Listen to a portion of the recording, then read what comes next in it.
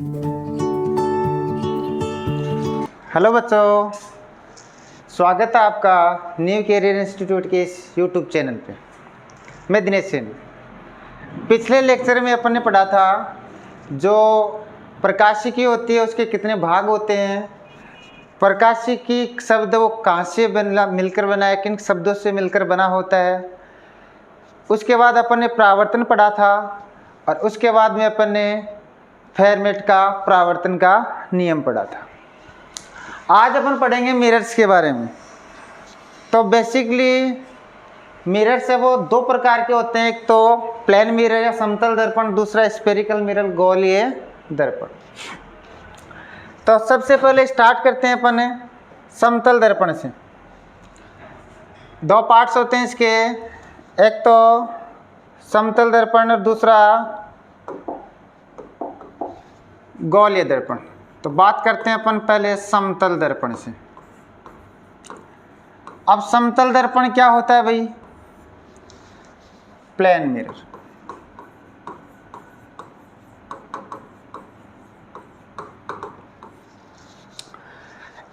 Plane mirror नाम से स्पष्ट देखो कैसा होगा, प्लेन होगा। जैसे इस प्रकार से बना लेता हूं। अब मिरर बनाने के लिए, दर्पण बनाने के लिए अपन क्या करते हैं, उसके कांच पर एक साइड अपन क्या करेंगे, पॉलिश करेंगे। एकदम सीधा होगा, एक साइड पॉलिश वाला सतह रहेगी। ये वो जो सतह है या जो सरफेस है इसको तो बोलते हैं पॉलिश सतह। और ये पॉलिश किसकी होती है? ये पॉलिश अपन चांदी की या रजत बोल सकते हैं उसको, सिल्वर, उसकी करते हैं। क्योंकि ये रजत होता है, जो चांदी होती है वो प्रकाश की जो लाइट होती है उसका बहुत अच्छे से, या उसका परावर्तन है वो लगभग 99% कर देता है। बहुत अच्छा परावर्तक है, इसलिए अपन किसकी पॉलिश करते हैं, रजत या चांदी। ये जो सामने वाला पृष्ठ होता है इसको बोलते हैं परावर्तक पृष्ठ। परावर्तक पृष्ठ। एक बात और बता देता हूं साथ में कि अपन ने जो प्लेन मिरर लिया है, समतल दर्पण लिया है, इसकी जो फोकस लंबाई होती है, फोकस लंबाई या फोकस दूरी, वो याद रखना अनंत होती है। इसकी फोकस लंबाई अनंत होती है। तो चलो पहले अपन प्लेन मिरर से जो इमेज बनती है, प्रतिबिंब बनता है, वो कैसा बनता है, कहाँ बनता है, उसके बारे में अपन चर्चा करेंगे। तो चलो कंडीशन फर्स्ट देखो, ये अपने पास कोई प्लेन मिरर है।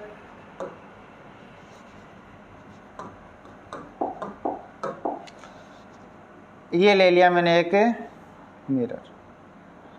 और मिरर कब होगा? जब इसकी एक सरफेस पे अपन पॉलिश करते हैं, और ये पॉलिश से चांदी की होने वाली। मान लेते हैं कोई रे इस प्रकार से आ रही है, इस एक बिंदु से, ये जो बिंदु है, यहाँ कोई बिंदु रख रखा है मैंने, इस एक बिंदु से कोई रे आ रही है।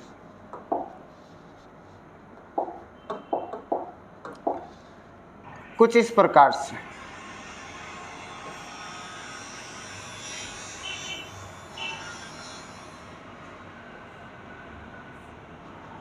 अब ये जो रे आ रही है, ये टकराने के पश्चात कुछ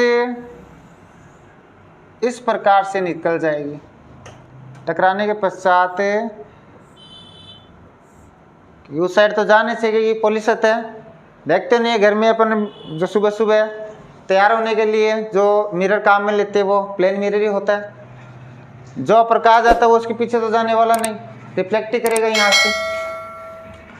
तो देखो ये जो दो किरणें परावर्तन या अपवर्तन से पहले या टकराने से पहले, बता देता हूँ एक बार क्या हुआ। दो किरणें टकराने से पहले बोल सकते हैं आप, परावर्तन या अपवर्तन से घटना से दो किरणें पहले जब एक ही बिंदु पर प्रतिच्छेद करती है, टकराने से पहले एक ही बिंदु पर प्रतिच्छेद करती है, तो वहाँ बनेगा अपना ऑब्जेक्ट।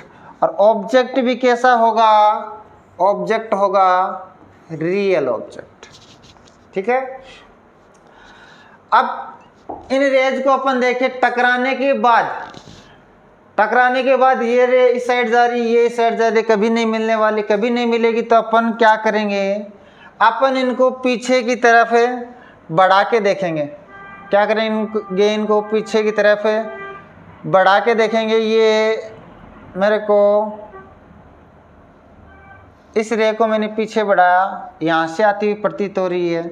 इस रे को मैंने पीछे की तरफ बढ़ाया, ये मेरे को इस बिंदु पे आती हुई, इस बिंदु से आती हुई प्रतीत हो रही। अब परावर्तन या अपवर्तन के बाद या इससे वाली सरफेस से टकराने के बाद दोनों किरणें जहाँ काटती हुई प्रतीत होती हैं, वास्तव में काटेगी, वहाँ क्या बनेगा, वहाँ बनेगी इमेज। अगर प्रतीत होती है तो वर्चुअल बनता है, अगर वास्तव में काटता है तो रियल बनता है। ये देखो काट नहीं रहा, वास्तव में प्रतीत हो रही है कि इस बिंदु से आती हुई अपन को नजर आ रही है, इसलिए इमेज कैसी बनेगी, वर्चुअल बनेगी। एक बात और बता देता हूं साथ में ही, जो ये ऑब्जेक्ट इस मिरर से जितनी डिस्टेंस पे रहेगा, ये इमेज भी इस मिरर से उतनी ही डिस्टेंस पे बनेगी। मतलब इस दर्पण से बिंब जितनी दूरी पर स्थित है, उतनी दूरी पर ही प्रतिबिंब बनेगा। सेकंड, ये जो अपन ने मिरर लिया है, इसका जो ऑब्जेक्ट है और इमेज है, इनको मिलाने वाली एक जो रेखा होती है, वो हमेशा इस मिरर के साथ 90 डिग्री का एंगल बनाती है। या जो ऑब्जेक्ट और इमेज है, इनको मिलाने वाली जो रेखा है, वो हमेशा मिरर के लंबवत जाती है।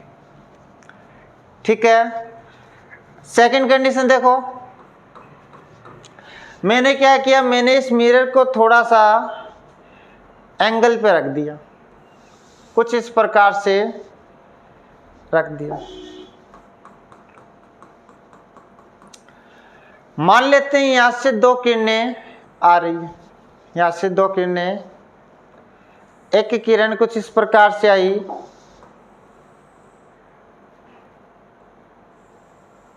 ऐसे चली गई। एक किरण कुछ इस प्रकार से आई,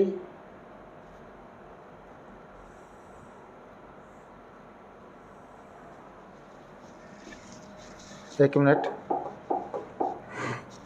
अगले पेज में बना लेता हूं। ये अपना कोई प्लेन मिरर है, सॉरी एंगल पे रख रहे थे। ये कोई प्लेन मिरर हो गया। इस बिंदु से मान लेते हैं कोई रे आ रही है। ठीक है। एक रे कुछ इस प्रकार से इंसिडेंस हो रही है, और इंसिडेंस होने के बाद ये कुछ इस प्रकार से चलेगी। एक दूसरी रे कुछ इस प्रकार से आई और इस प्रकार से निकल गई। ठीक है। ये कोई रे आई, टकराने के बाद कुछ इस प्रकार से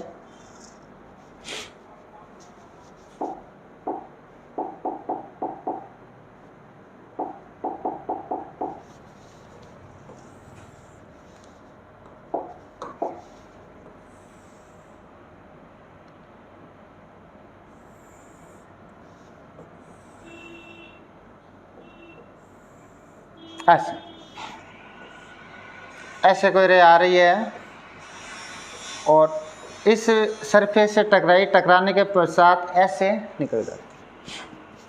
देखो समय के साथ साथ दोनों एक दूसरे से दूर जा रही है, मतलब टकराने के बाद प्रतिच्छेद नहीं करने वाली, मतलब कि जो इमेज बनेगी वो रियल नहीं बनने वाली।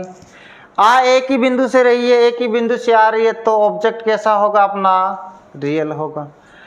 अब एक ही बिंदु से आ रही है, ऑब्जेक्ट अपना रियल हो गया, तो ये तो बाद में टकराने के पश्चात तो मिलने वाली नहीं है। अपन क्या करेंगे, इन रेज को पीछे की तरफ बढ़ा लेंगे। इन रेज को क्या करेंगे, पीछे की तरफ बढ़ा के देखेंगे कि अपन को कहीं से काटती हुई प्रतीत हो रही है क्या।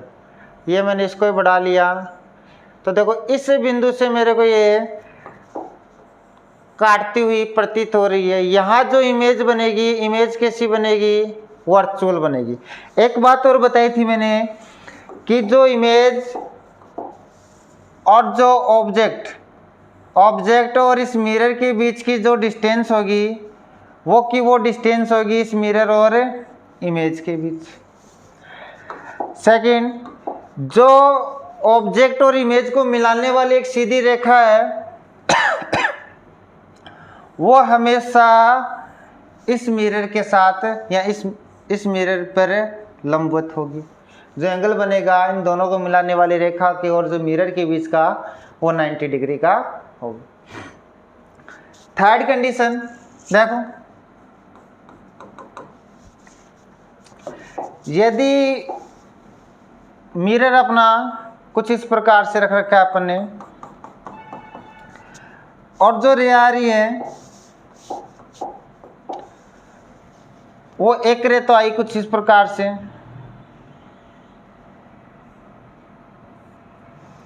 सेकंड रे इस प्रकार से। अब मैंने इमेज के लिए आपको डेफिनेट बताया था कि जो या तो सरफेस से टकराने से पहले या परावर्तन या अपवर्तन की घटना से पहले जब दो रे आपस में काटती है या प्रतिच्छेद करती है तो वहां बनता ऑब्जेक्ट। देखो टकराने से पहले या परावर्तन व अपवर्तन की घटना से पहले इस सरफेस पे आएगी तभी घटना होगी। तो इससे पहले तो एक तो दूसरे बिंदु से आ रही है, एक दूसरे बिंदु से आ रही है, मतलब ये दोनों किसी भी बिंदु पर काटे नहीं रही। किसी भी बिंदु पर नहीं काट रही तो अपन क्या करेंगे, इनको पीछे की तरफ बढ़ा के देखेंगे कि अपन को किसी एक बिंदु से आती हुई प्रतीत हो रही है। इस वाले बिंदु से मेरे को आती हुई प्रतीत हो रही, जिस बिंदु से आ रही है वहां क्या बनेगा, ऑब्जेक्ट बनेगा। कैसा बनेगा इस बार ऑब्जेक्ट, वर्चुअल ऑब्जेक्ट बनेगा। ठीक है, फिर देखो टकराने के पश्चात ये किरण कुछ इस प्रकार से आ जाएगी और ये जो रे है वो कुछ इस प्रकार से चली जाएगी। जहां दोनों काटती है, प्रतिबिंब के लिए मैंने आपको ये बताया था कि परावर्तन या अपवर्तन के बाद या टकराने के बाद जहां दोनों किरणें प्रतिच्छेद करती है या करती हुई प्रतीत होती है वहां बनती है इमेज। तो इस बार यहाँ क्या बनेगी, इमेज। और इमेज वास्तव में काट रही है तो इमेज कैसी होगी, रियल। जो ऑब्जेक्ट और इस मिरर के बीच की डिस्टेंस है उतनी की उतनी डिस्टेंस रहेगी मिरर और इमेज के बीच।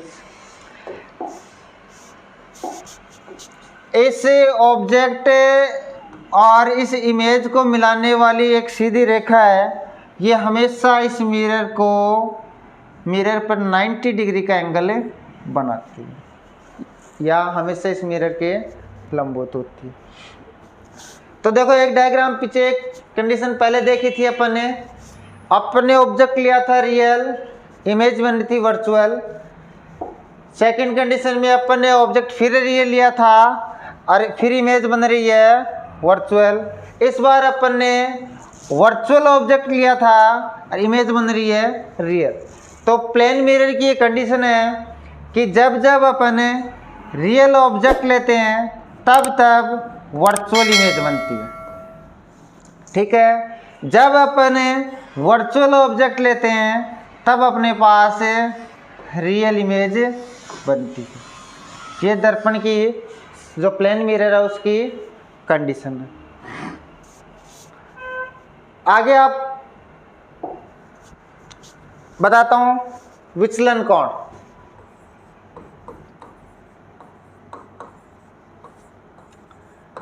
विचलन कोण देखो मान लो कोई रे इस प्रकार से आ रही है,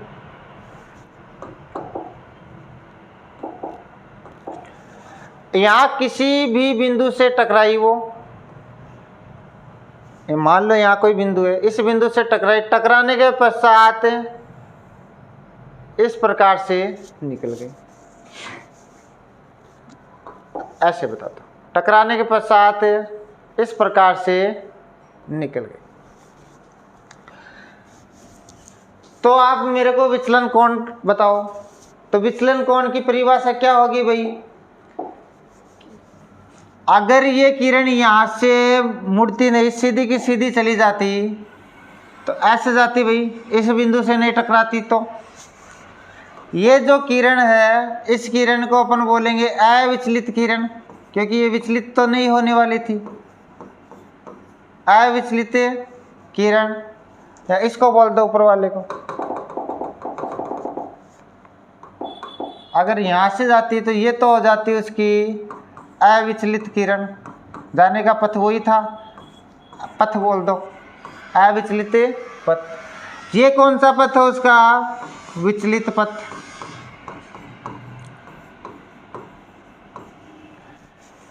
तो अपन विचलन कोण की क्या डेफिनेशन बताएंगे कि जो अविचलित पथ है और विचलित पथ, उन दोनों के बीच का जो एंगल बनता है उस एंगल को कहेंगे अपन विचलन कोण। ये जो एंगल बन रहा है इन दोनों के बीच का, अविचलित पथ है और विचलित पथ, इन दोनों के बीच का एंगल बन रहा है, इसको कहेंगे अपन विचलन कोण, जिसको अपन डेल्टा से रिप्रेजेंट करते हैं। ठीक है, देखो नेक्स्ट कंडीशन, अगर इस प्रकार से कोई रे आ रही है, यहां किसी बिंदु से टकराई, टकराने के पश्चात वो विचलित हो गई कुछ इस प्रकार से, फिर यहाँ भी उसको कोई ना कोई बिंदु मिल ही गया, फिर यहाँ से वापस से वो विचलित हो गई कुछ इस प्रकार से। कोई रे आई, यहाँ टकराई, टकराने के बाद फिर विचलित हो गई, फिर विचलित हो गई यहाँ टकराने के बाद। अगर वो विचलित नहीं होती तो वो इस प्रकार से चली जाती इस बिंदु पर, अगर इस बिंदु पर विचलित नहीं होती तो वो इस प्रकार से चली जाती। अब मैंने आपको बताया कि अविचलित पथ और विचलित पथ के जो बीच का एंगल होता है उसको अपन डेल्टा या विचलन कोण कहते हैं। देखो अविचलित पथ इसका ये है, विचलित पथ इस वाली किरण का ये है, तो ये जो एंगल बना इसको कहेंगे अपन विचलन कोण। दो बार विचलन हो रहा है तो इसको मैं डेल्टा 1 लिख लेता हूँ। विचलन भी नीचे की साइड हुआ तो नीचे की साइड एरो लगा लो, ऊपर की साइड होगा तो ऊपर की साइड लगा लेंगे। अगली कंडीशन में देखना, यहाँ विचलन हुआ, यहाँ सिर्फ किरण आई, आने के पश्चात ऊपर की तरफ विचलित हो गई, तो ये जो अविचलित पथ था इसका और विचलित पथ, इन दोनों के बीच का जो एंगल बनेगा इसको कहेंगे अपन विचलन कोण डेल्टा 2। इस बार एरो ऊपर की साइड, क्योंकि विचलित पथ है वो या विचलन किरण का वो ऊपर की तरफ हो रहा। अब इस कंडीशन में यदि मैं आपसे कहूं कि मेरे को टोटल विचलन बताओ, डेल्टा नेट बताओ, तो डेल्टा नेट कितना हो जाएगा? डेल्टा 1 माइनस का डेल्टा 2। ठीक है, जैसे एग्जांपल से समझा देता हूँ। मान लो नीचे की तरफ विचलित 60 डिग्री नीचे की तरफ विचलन हुआ और 20 डिग्री ऊपर की तरफ विचलन हुआ। ठीक है, तो डेल्टा नेट बताओ, डेल्टा नेट कितने डिग्री विचलन हुआ? 40 डिग्री विचलन हुआ नीचे की साइड, क्योंकि बड़ा कौन सा? ये वाला बड़ा, तो नीचे की साइड 40 डिग्री आ गया। या जो नीचे की साइड उसको पॉजिटिव ले लो, ऊपर की साइड जाएगा उसको नेगेटिव ले लो। एक डायरेक्शन के लिए पॉजिटिव, अपोजिट डायरेक्शन के लिए नेगेटिव। थर्ड कंडीशन देखना, इसी में बता देता हूँ। यदि कोई रे इस प्रकार से आई, यहाँ आने के बाद वापस से वो टकराए किसी पार्टिकल से, टकराने के पश्चात कुछ इस प्रकार से जा रही है, यहाँ टकराने के बाद कुछ इस प्रकार से जा रही है, तो देखो यदि वो यहाँ से विचलित नहीं होती तो कुछ इस प्रकार से चली जाती, इस बिंदु से विचलित नहीं होता, आगे बढ़ाएंगे तो कुछ इस प्रकार से इसका पथ होता। ये जो एंगल बन रहा है इस आपके यहाँ अविचलित पथ और विचलित पथ के बीच का, इसको कहेंगे अपन डेल्टा 1। और इस बार भी नीचे की तरफ विचलन हुआ तो नीचे की तरफ ये रे इस प्रकार जा रही है। अगर यहाँ से विचलन नहीं होता तो ये इसका अविचलित पथ था, अविचलित पथ और ये इसका विचलित पथ, इन दोनों के बीच का ये एंगल बनेगा। इस बार भी विचलन किस साइड हो रहा है, नीचे की साइड, तो डेल्टा 2। अब मेरे को आप कहो कि डेल्टा नेट कितना है, डेल्टा नेट कितना आएगा इसके लिए, डेल्टा 1 प्लस का डेल्टा 2। दोनों विचलन एक ही डायरेक्शन में ऐड कर दिया, दोनों विचलन अपोजिट डायरेक्शन में सब्सट्रैक्ट कर दिया। इस प्रकार से हो तो एक, जैसे मैं आपको एक क्वेश्चन देके वो समझाता हूँ। मान लो एक क्वेश्चन है अपना कि कोई दो मिरर मैंने इस प्रकार से रख रखे हैं कि एक एक जो किरण आने वाली है वो एक मिरर के समांतर आ रही है। समांतर आने के बाद या एक मिरर से दूसरे वाले मिरर से टकराने के बाद पहले वाले मिरर पे परावर्तित होगी। लिख देता हूँ मोड पे। दो दर्पण है अपन ने किसी कोण पे रखे हैं,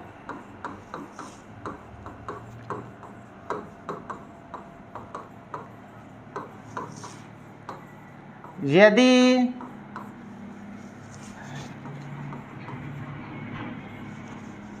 आने वाला प्रकाश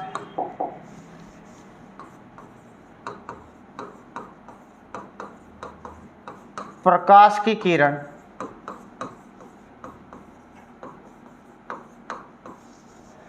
एक दर्पण के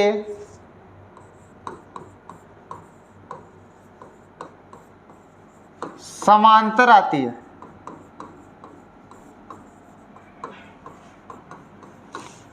तथा दो परावर्तन के पश्चात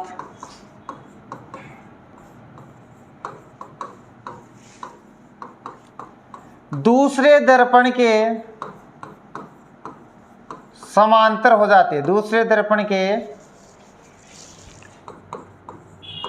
समांतर हो जाती है, तो आप मेरे को विचलन कोण ज्ञात करके बताओ।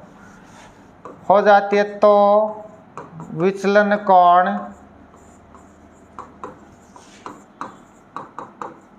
ज्ञात करो। ऐसा कोई क्वेश्चन दे दिया अपन को, ठीक है, ऐसा कोई क्वेश्चन अपन को दे दिया कि दो दर्पण है वो किसी ना किसी एंगल पर रखे हैं, यदि आने वाली प्रकाश की किरण एक दर्पण के समांतर आती है तथा दो परावर्तन के पश्चात वो दूसरे दर्पण के भी क्या हो जाती है, समांतर हो जाती है, तो विचलन कोण का मान आप फाइंड आउट करो। देखो पहले डायग्राम बनाते हैं किस प्रकार से। मान लेते हैं एक मिरर इस प्रकार से यहाँ रख रखा है मैंने और दूसरा मिरर है कुछ इस प्रकार से।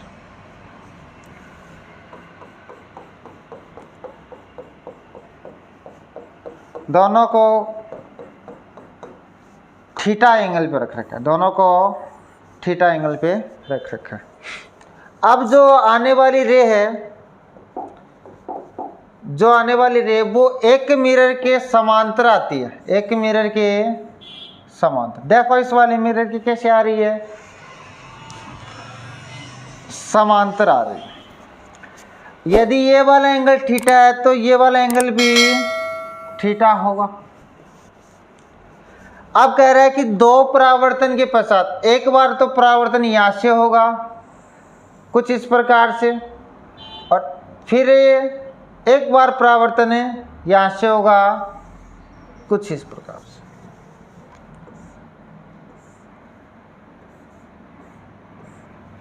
ठीक है, तो आप मेरे को फाइंड आउट करके बताओ कि विचलन कोण कितना है। तो देखो ये वाला एंगल थीटा, तो ये वाला भी क्या होगा, थीटा ही होगा, ये वाला एंगल भी थीटा।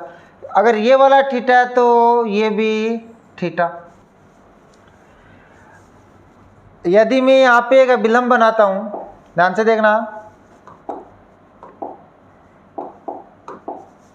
यदि मैं एक अभिलंब बनाऊं,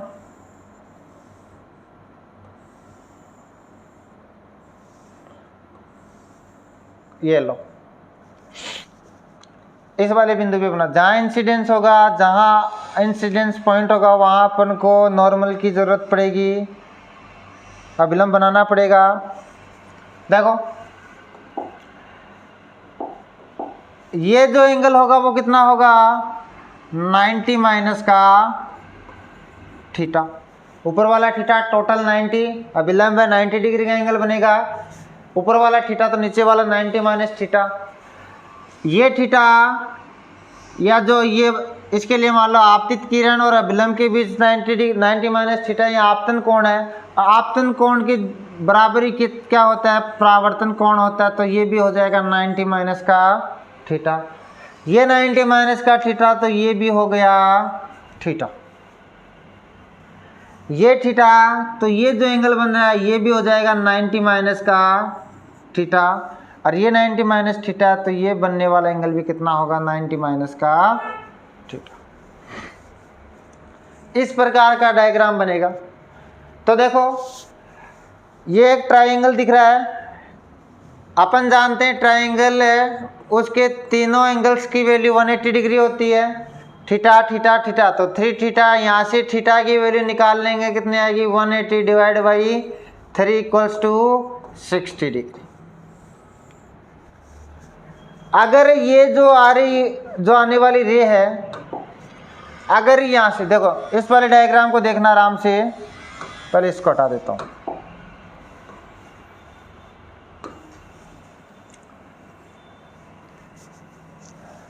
ये ले आओ।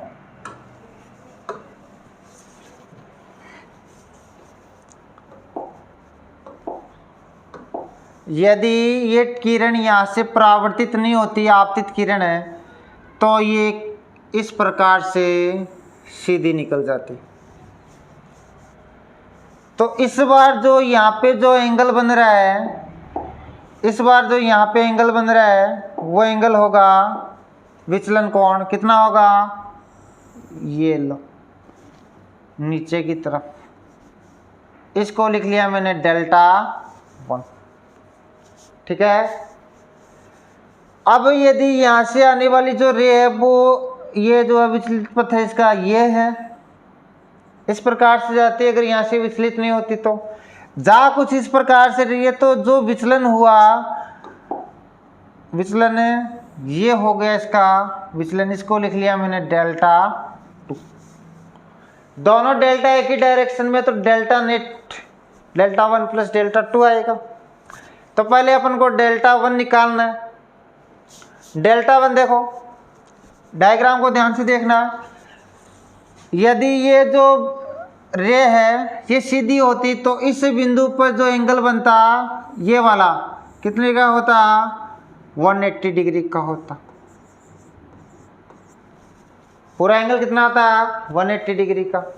अपन को चाहिए यहाँ से लेके यहाँ तक डेल्टा 1, आगे वाला 90 माइनस थीटा, उसके आगे वाला 90 माइनस थीटा। अपन को डेल्टा चाहिए, तो यहाँ से डेल्टा 1 आ जाएगा, 180 में से उसको कम कर लेंगे, कितना, 2 टाइम्स ऑफ 90 माइनस का थीटा। देखो एक 90 माइनस थीटा, एक 90, 2 टाइम्स ऑफ 90 माइनस थीटा, कम हो जाएगा तो डेल्टा 1 आ जाएगा अपने पास।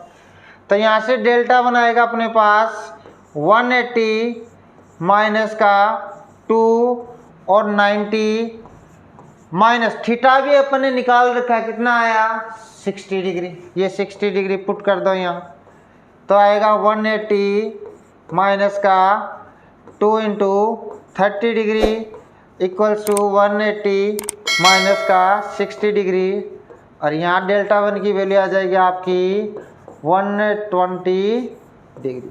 ये जो विचलन कोण है डेल्टा 1, इसकी वैल्यू आ गई 120 डिग्री ऊपर की साइड, ठीक है। अब यहाँ देखते हैं, तो देखो इसके लिए डेल्टा 2 निकालेंगे। ये जो एंगल बन रहा है यहाँ पे जो एंगल बनेगा, ये जो पूरा एंगल बनेगा, पूरा एंगल कितना होता है, 180 डिग्री का। अपन को चाहिए इतना सा यहाँ से लेके यहाँ तक का, तो यहाँ 180 में से ये 2 कम कर देंगे तो ये जो एंगल बनेगा वो आ जाएगा। तो यहाँ से अपन ने निकाल लिया डेल्टा टू कितना आएगा 180 माइनस का वही 2 टाइम्स ऑफ 90 माइनस का थीटा हो जाएगा। एक 90 माइनस थीटा, एक 90 minus theta, 2 times of 90 minus theta. तो यहाँ से डेल्टा टू की फिर से वैल्यू वही आएगी।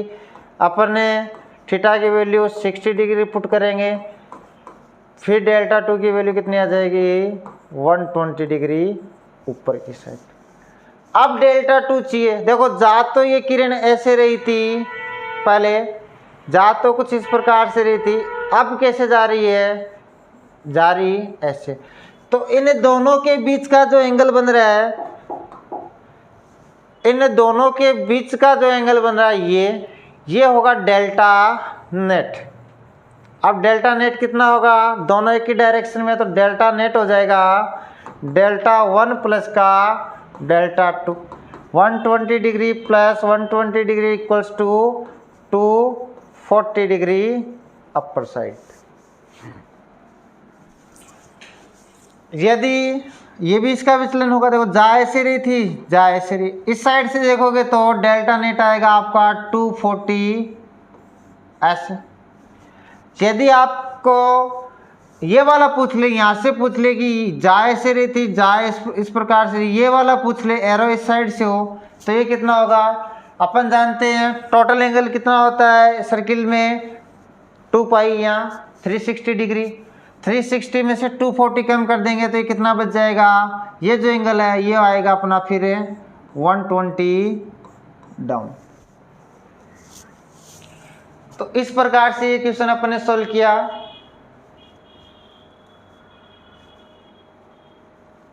चलो नेक्स्ट क्वेश्चन की ओर, नेक्स्ट टॉपिक देखते हैं।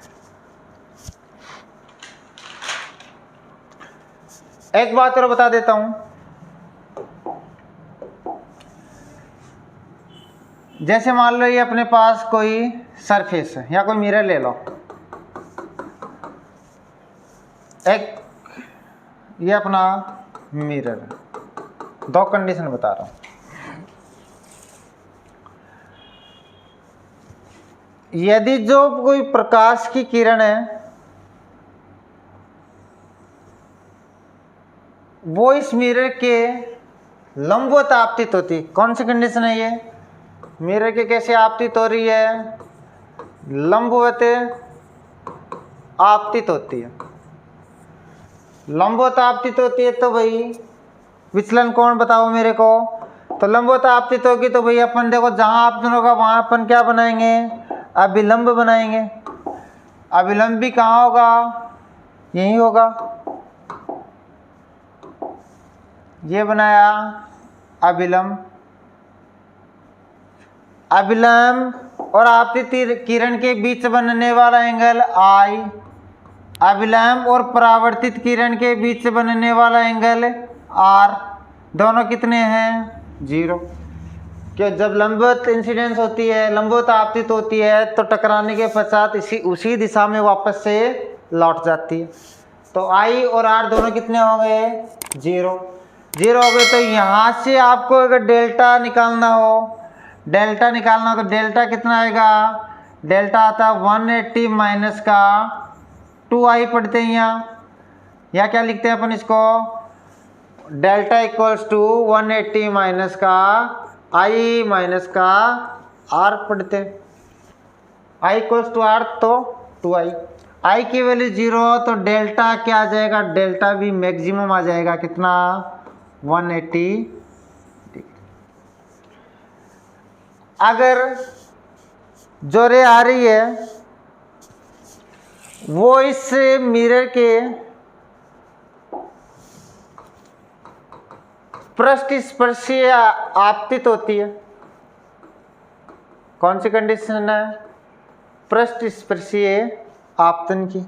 मतलब जो आने वाली रे है वो इस सरफेस के पृष्ठ के स्पर्श करती हुई कुछ इस प्रकार से आए। तो इस वाली कंडीशन में अगर अपन अभिलंब बनाएंगे, ये अभिलंब, तो इंसिडेंस रे या आपतित किरण और अभिलंब के बीच बनने वाला एंगल और परावर्तित किरण और अभिलंब के बीच बनने वाला एंगल आर इस कंडीशन में कितने हो जाएंगे 90 डिग्री। ये देख लो, ये वाला भी 90 डिग्री और ये वाला भी 90 डिग्री। इस कंडीशन में डेल्टा कितना होगा, इस कंडीशन में डेल्टा होगा 180 माइनस का 2i करते हैं, i की वैल्यू 90 डिग्री तो 2 इंटू 90 180 माइनस का 180 इक्वल्स टू 0। तो ये आ जाएगा इस बार डेल्टा कैसा हो जाएगा अपना मिनिमम। जब लंबवत आपतित होती है तब तो विचलन कोण का मान मैक्सिमम होता है, जब पृष्ठ स्पर्शी आपतित होती है तो विचलन कोण का मान मिनिमम 0 डिग्री प्राप्त होता है। आज के लिए इतना ही, बाकी नेक्स्ट क्लास में होगा। धन्यवाद।